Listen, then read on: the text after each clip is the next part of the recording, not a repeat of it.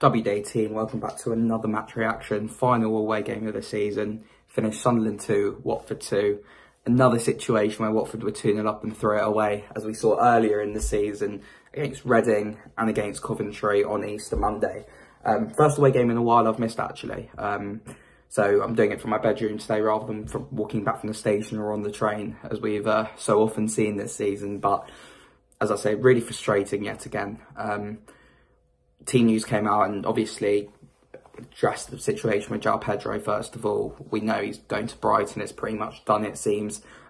Fabrizio Romano's been talking about it. Athletic have been speaking about it as well. So we're just waiting to see when that goes through, which will probably be right at the start of the transfer window.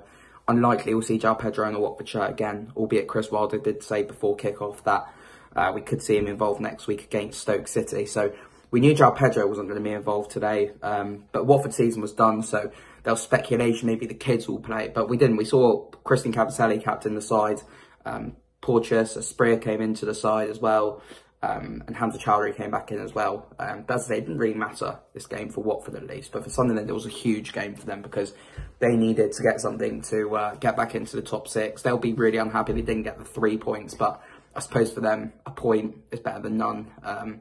Which they managed to get in the last minute. But Watford went 1-0 up in the first half thanks to Christian Kabasele, a header. Actually did really well. It was blocked off, I think, by a couple of men.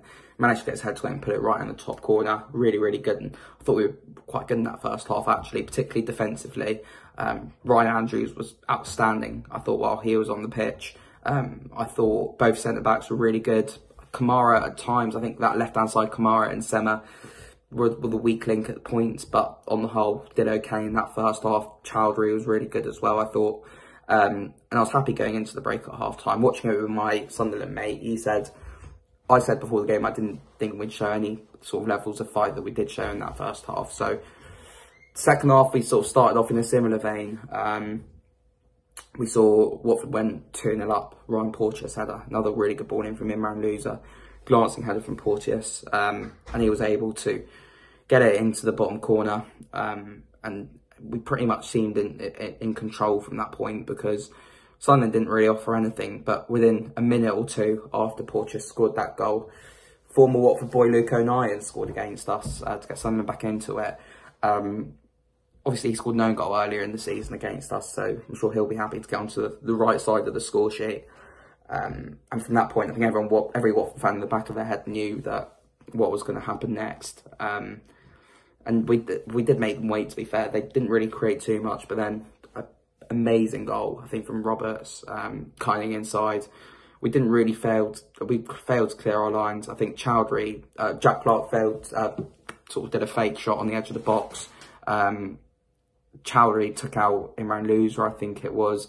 The left-hand side weren't able to shift over enough, but it was a fantastic finish from Roberts, curling it past Dan Backman.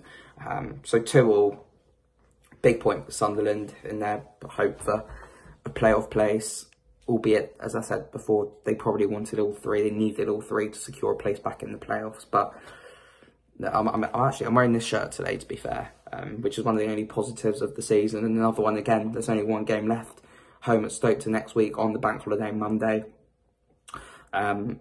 Interesting to see what reception the Watford team get. I assume they're going to do a lap of honour sort of thing at the end, or I'm not sure you can call it a lap of honour this year.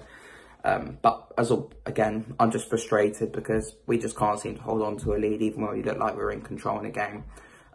Fair play to every Watford fan who travelled up there today. Quite a lot of my mates have gone, so fair play to all of you. And yeah, that was the last away game of the season, and next year I suppose we go again. But thank you everyone for watching. We'll be back next week for the final match reaction of the season. It's Watford take on Stoke at Vicarage Road. So we'll see you all then. Come on, you ones.